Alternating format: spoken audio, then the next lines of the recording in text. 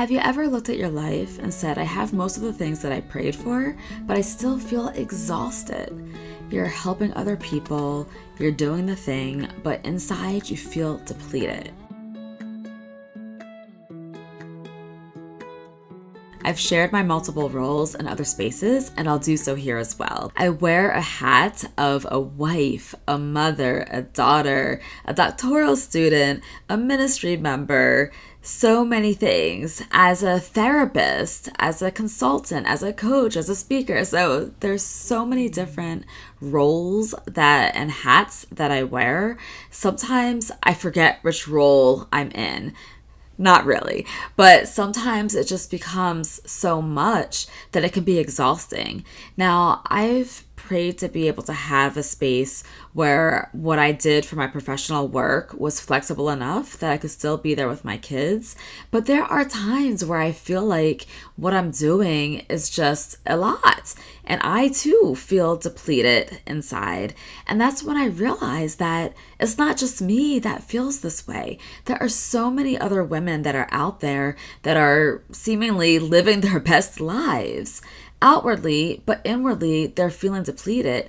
And maybe they don't even realize, or you don't even realize, that you are feeling tired out, you're feeling worn, because sometimes when we continue to go, we don't even recognize just how depleted we are internally until we take a moment of pause. And in that pause, we may end up drifting off. We may end up forgetting things. We may end up going back and saying, oh my goodness, where did I put my phone? Yet your phone is right in your hands or in your pocket. That is when you are exhausted, either emotionally or physically, to where your brain is having a hard time catching up with what you're doing in the here and now. And that's where being able to stop and reflect and recognize the space that you're in can be so helpful, because then you can take the steps of doing what you need to so you're not feeling as exhausted and depleted.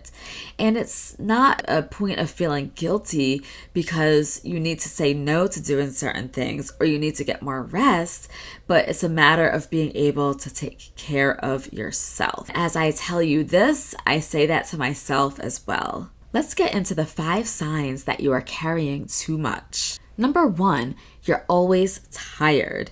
Even if you feel like you're getting some rest, you might still feel tired. You may go to bed at the time that you set for yourself to go to sleep, and then you wake up still feeling tired and exhausted. That is one sign that you are doing too much, because sometimes when we try to cram so many things into one day, even when we get 8 hours of sleep, it may not feel like a full 8 hours. It may feel like we need to sleep more hours and our body is trying to tell us something. That's where we need to stop and really listen to what our body is saying, especially if we're going to bed and seemingly getting enough sleep, but we're still waking up tired and exhausted. Number 2, you feel guilty resting.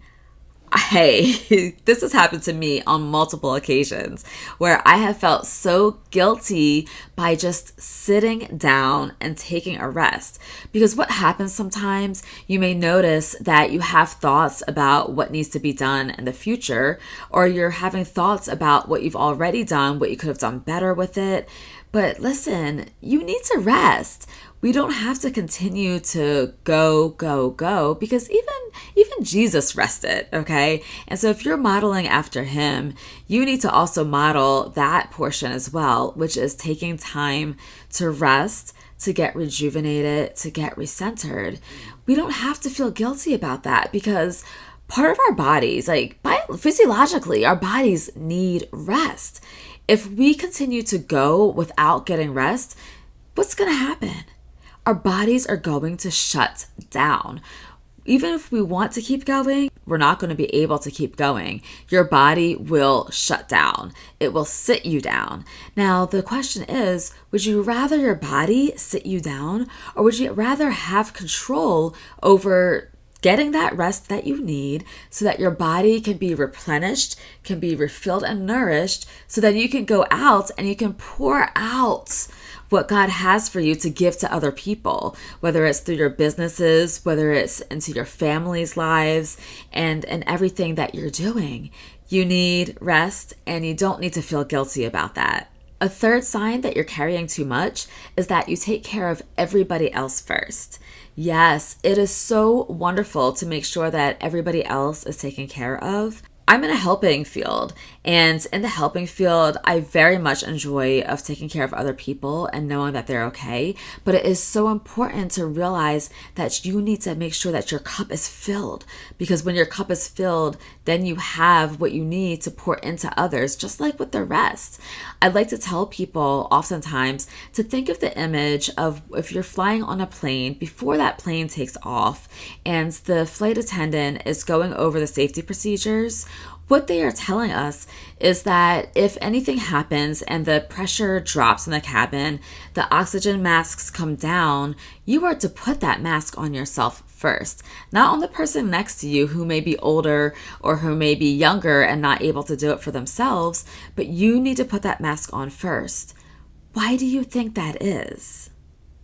It's because if you put your mask on somebody else first, then you lose oxygen. You're not going to be able to help that other person.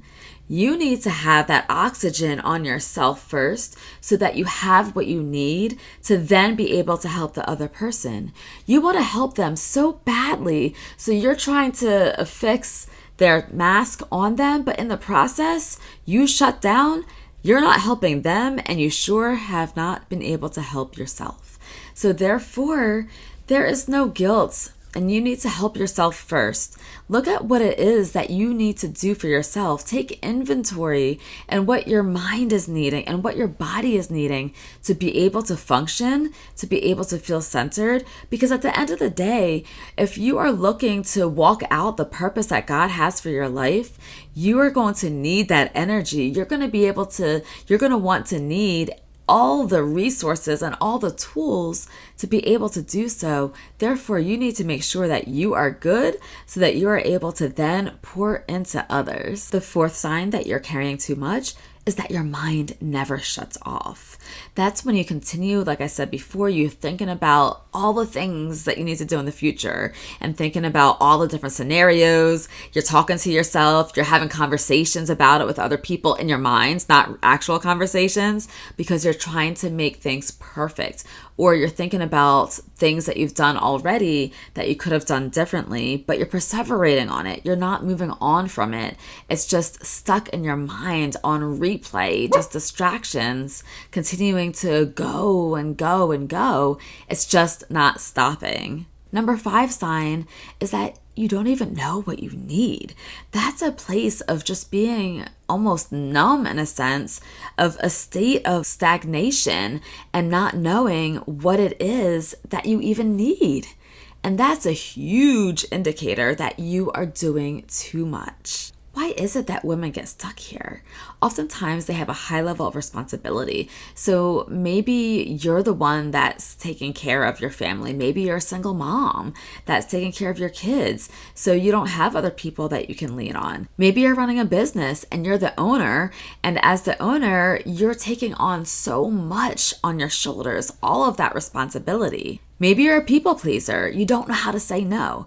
If you don't know how to say no, then you are going to keep adding things to your plate, which is going to cause a lot of stress, a lot of fatigue, and a lot of burnouts. Chronic stress is also a culprit, and that's also a reason why you might be getting stuck, because you're chronically stressed about the tasks that you have to accomplish rather than being able to walk out your day in peace no matter what is going on around you. A big one is perfectionism.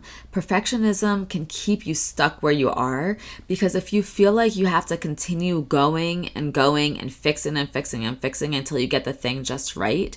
For example, let's say you're writing a book, right?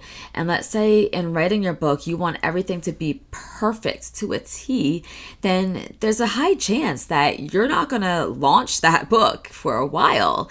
And same thing with other projects. God may have placed something on your heart to be able to have to come to fruition. But unless you feel like you have it perfect, you're not going to get started with that project. And if you don't get started with that project, you're not going to be able to see it through to completion. That's where perfectionism can have you stuck and stagnant. There are some steps that you can take towards healing. The first one is being able to set boundaries. What are boundaries? I'll definitely go into this a little bit in more depth on another video, but in general, boundaries are pretty much the fence around yourself. It's when you're able to let people in when you're ready and to close the door when you're not ready.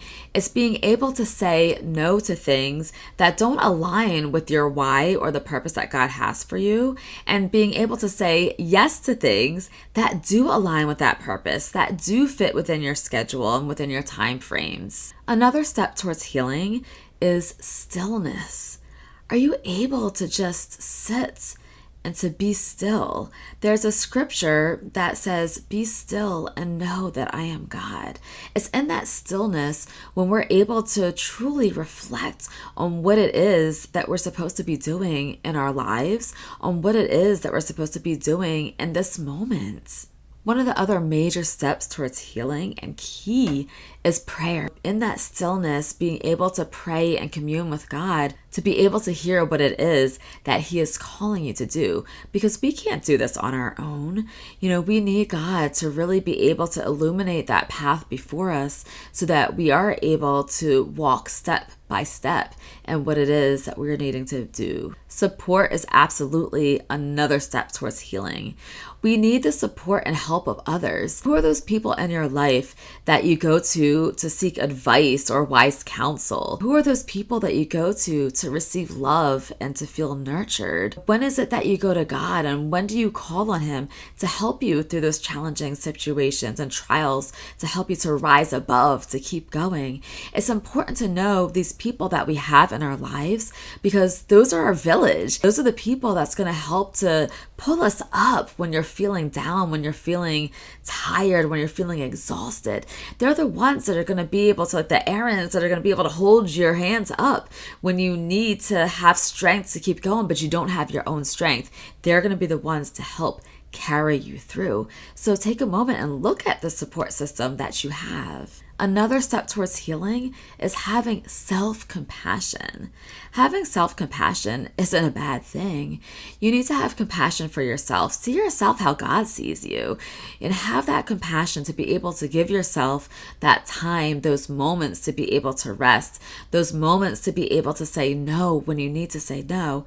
People aren't going to hate you or be mad at you. Well, actually, you know what? Some people who aren't fully aligned with themselves may actually be upset by it. And you know what? That's okay, because you don't have to do it all.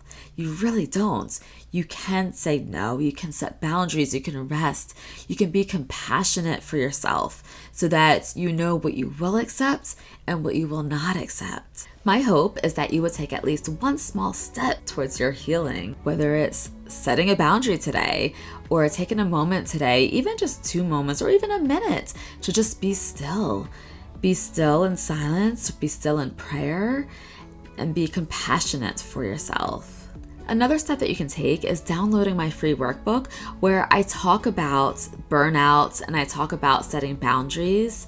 So if you are looking to start doing that, that is something that you can use. It's a great tool because it has space for you to reflect and to be able to write things in so that you're able to really get started on your journey of releasing the guilt, releasing the burnout or getting rid of the burnout, and just really taking that next right step. And also feel free to join the Melissa Joy community, where I'll be sharing different tips and resources as well to help to keep you moving forward and the purpose and plan that God has for your life.